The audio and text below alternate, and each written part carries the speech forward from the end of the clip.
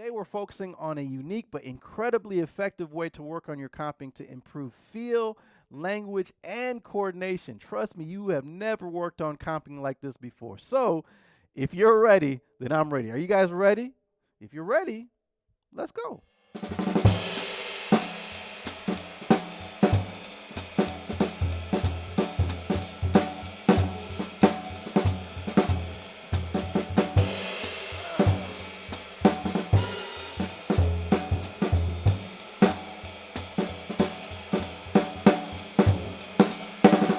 All right, so a couple weeks ago, I put out a video that many of you may be seen. I'll make sure I put the link there. But it's entitled, "It's Not What You Do, But How You Do It." And it was focusing on comping, but it wasn't really a lesson. I was kind of in a preachy mood. But today is going to be more of a lesson, okay? And I'm going to show you how to really affect and change and transform your comping. But before we do that, I want to just let you know that I will be using my melodic comping etude, my blues etude. So if you have that, great. If you don't have it, I'm going to put it up on the screen so you can follow along, but I recommend you check that out.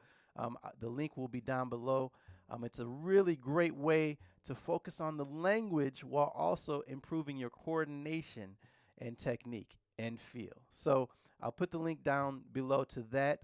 Also, it's really important to make sure you watch Master Drummers Comp. There's a great video of, I was just watching, of Art Taylor, of Ben Riley playing with Thelonious Monk. I'll make sure I put the link there, in Denmark, in Copenhagen.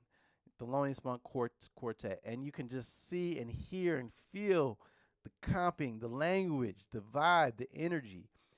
Just seeing it, you're going to improve your comping, and then it'll give you a better idea of what you're working towards rather than just playing notes in the left hand and the right foot. So this unique approach, you're probably wondering, what the hell is this approach? Well, it's really important to be aware of all your limbs, okay? So what I want you to do with this etude, we're going to focus on number 5. It's not terribly difficult. If you're not a great reader, then you'll, after a few runs through it, you can kind of memorize it. You should be working on your reading as well, but that's another video. So I'll play through the first one in its entirety, or number 5, and then we'll dissect it. 1, 2, 1, 2, 3, 4.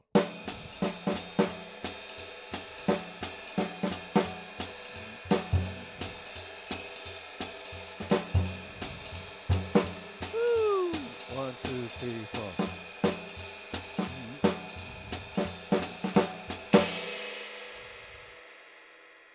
Okay, I'm going to play it again slower, okay? And then we'll break it down. A 1, a 2, you know what to do, hopefully.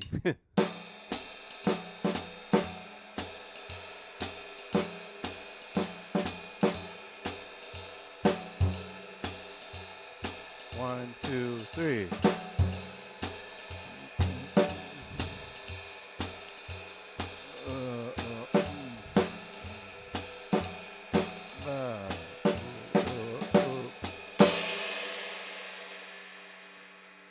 Okay, so one thing that you'll notice throughout this particular etude is that there's not a lot of bass drum, right? And that is, again, this is language-based comping.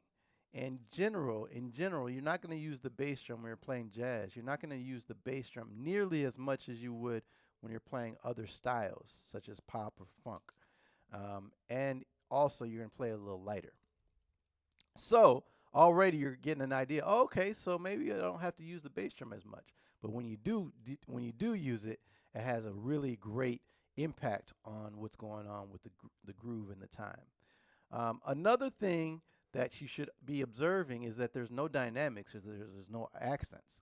So it's all up to you, the artist, the musician, the drummer extraordinaire, to create those dynamics. And what you do is going to be different than what I do and what the next person does. So, and that's cool. That's how it should be. But what I want you to do now, okay, is we're going to go through it limb by limb. Limb by limb. I guess it's a silent B. So limb by limb. Okay, and we'll start with the snare drum. A 1, a 2. Number 5, 2, 3, 4. Snares on. 1, 2, 3, 4. 2, 3, 4. I'm not going to play through the whole thing. 1, 2, 6. So I want to stop there. And maybe some of you are thinking, why are we doing this? This is pretty easy. For some of you, this is really easy. For some of you, this is going to be still challenging. But either way, even this is for everybody. The reason why we're doing it like this, limb by limb, is because I want you to focus on not just what you play, but how you play it. Oh, okay. So now we're focusing on exactly how we do it in the left hand. We're not getting distracted by the other limbs. So, and the feel of your left hand really does affect the feel of everything you're doing. So now we can really hyper focus on the left hand. Okay, so try it again. I want you to play it with a better feel now. Focus on the feel and the dynamics, okay? And make sure you're feeling the chord note. A 1, 2, 3, 4. 2, 3, 4. 2, 3, 4. 1, 2, 3. 1, 2, 3, 4. 2, 3, 4. 1, 2, 3, 4.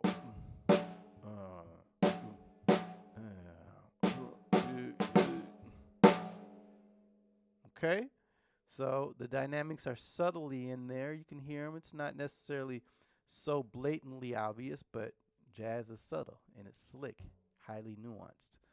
So it doesn't have to be blatantly obvious. Okay, so now let's focus on the bass drum. Again, there's not a lot of notes.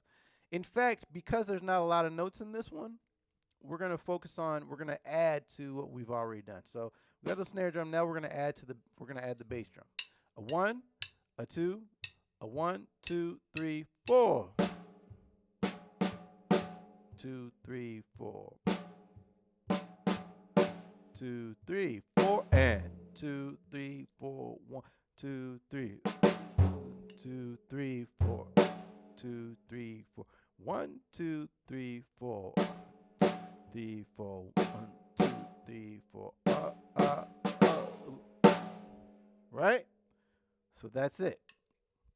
Okay. Again, we're focusing on feel, sound, and if you're struggling with the coordination of this, then you want to stop right there, because if you add the hi-hat and you still can't do this by itself, then it's just going to get worse. Okay, so now we're going to add the hi-hat. Again, this might be stupidly easy for some of y'all, but trust me, you're going to benefit from it as well. I benefit from it. It's amazing what reveals itself when you break it down. So 1, 2, 1. No, I'm not going to feather right now. Okay, maybe we'll add that in the next step. 1, a 2, you know what to do, hopefully. 1, 2, 2, 3, 4. 1. Play those hi-hats strong. 2, 3, 4. 1, 2, 3. 2, 3. Yes, yes, yes. 1, 2, 3, 4. 3, 4.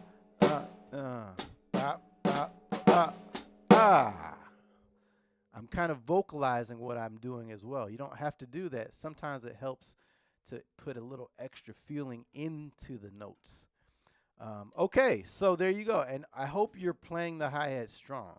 If you know me, all my students know every lesson, pretty much every lesson, every student, I always say more hi-hat. I want to hear that chomp, 2 and 4, because that's where the pocket is. The pocket, where we snap our fingers, right, or clap our hands. So make sure that's strongly felt and played. Okay, so hopefully that was cool. If not, stay right there, slow it down, do whatever you got to do. By the way, before I continue, I am really considering providing some online courses and creating kind of a drumming community, coaching community, where I help you, I coach you, but also you help each other. So let me know in the comments down below if you'd be into that. It's not going to be for a while, but I'm just kind of formulating the idea and creating the courses, and I'm curious what you guys are interested in learning, what you want to work on, and that will give me a better idea of what things to include in these courses. So that's that. Anyway, now what are we going to do? We're going to feather. No ride cymbal yet. Can you hear that? You might not be able to hear it on the video, but I'm feathering now. Okay? 1, 2 feathering. If you don't know what that is, I'll put the video where I talk about that up there. Okay? 1, 2, 1, 2, 3, 4. 2, 3, 4. That on. 2, 3, 4. 1, 2, 3. Ooh. Oh, Make it feel good. 1, 2, 3, 4. Bop, bop, bop, bang. Right? Okay? And if you notice also, I'm laying in the back on the back side of the beat. The back side of the beat. Okay? That's where the magic is. If you're too early in the beat, when I say that, in between the beats, I should say. So I could, for example, if I play that first measure and I'm not really laying it back, it'll sound like this. 1, 2. You hear that? 1, 2. That's the extreme, right? Now it's straight. 1.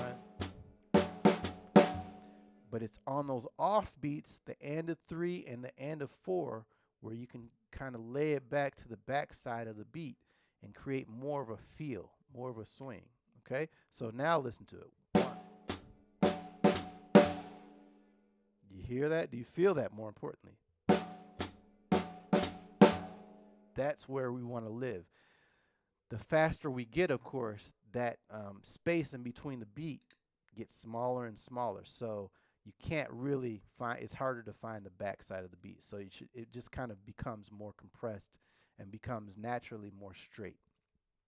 But at the slower tempos, that's why the slower tempos are so hard, because there's so much space in between to choose where you want to place your notes. And it's up to you. You got to really feel that placement. So if we do it slower, bop, ba, you see that? Bop, oh, oh, oh. But if you're not careful, it might sound like this. Wah. Right? Maybe I didn't exaggerate enough. I'll try it. 1. You see how I rushed that? We do not want to do that. Okay. Last step. Again, this can be applied to anything. We're just breaking it down for this one because it's not overly hard. Remember, hard is not better. Not always better. Most of the time it's not. So this enables us to focus on a very, not necessarily a notey passage, but to focus on the good stuff of playing time, the feel, the coordination, all the basic things. It's all in there. It's not overly complex, and I chose this one because it's not overly complex. But you can apply this to all the more complex passages as well, okay? Here we go. 1, so this is with the ride cymbal. Now, let's just start with the ride cymbal. Give me a nice feel. Here we go. 1, 2, 1, 2, 3. On the back side.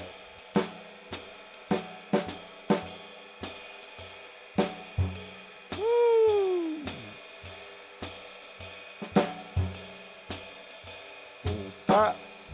There it is. 1, 2, 3.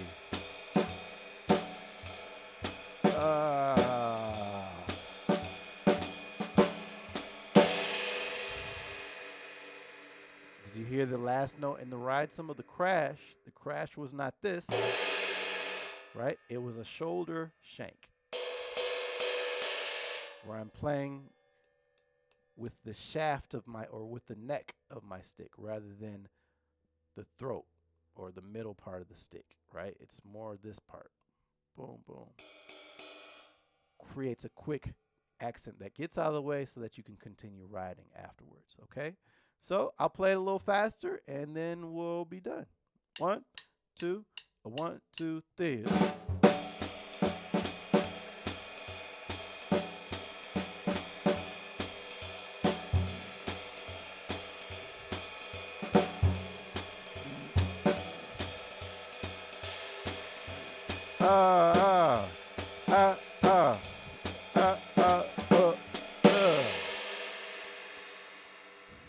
I also want to say it's not imperative. In fact, I would like you to take liberties with your ride cymbal. So instead of always playing dang, dang, da, dang as it's written, you should be able to do that, and it's a coordination thing.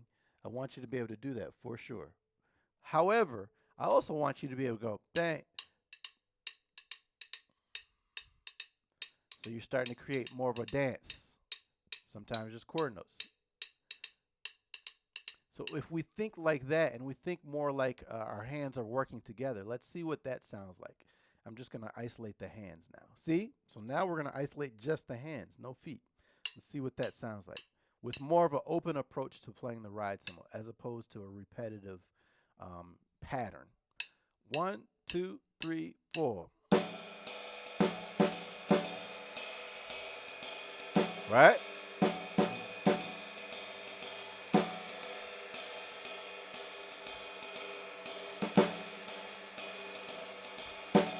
You hear the difference?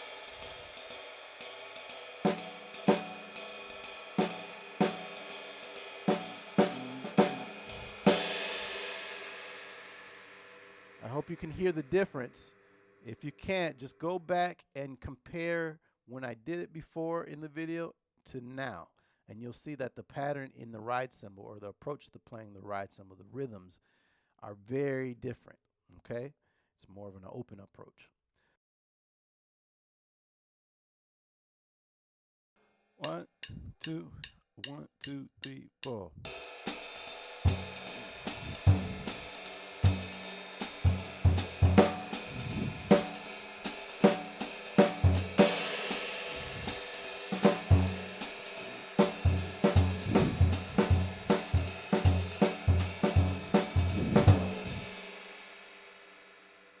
Just the bass drum. 1, 2, 1, 2, 3, 4. 1, 2, 3, 4, 1, 2, 3, 4. 1, 2, 3, 4. 1, 2, 3, 1, 2, 4. 1, 2, 3, 4. 1, 2, 3, 4. 1, 2, 3, 4. 1, 2, 3, 4. Adding the snare drum. 1, 2, 1, 2, 3, 4. 1, 2, 3, 4. 1, 2, 3, 4. 1, 2, 3, 4. 1, 2, 3, 4. 2, 2, 3, 4. 1, 2,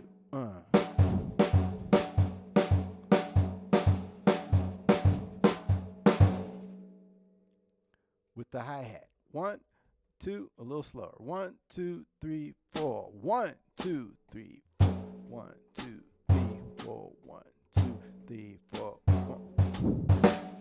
1, 2, 3, 4. 1, 2, 3, 2, 3, 4. 1.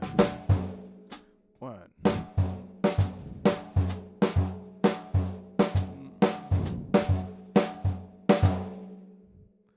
All together. 1, 2, 3, 4.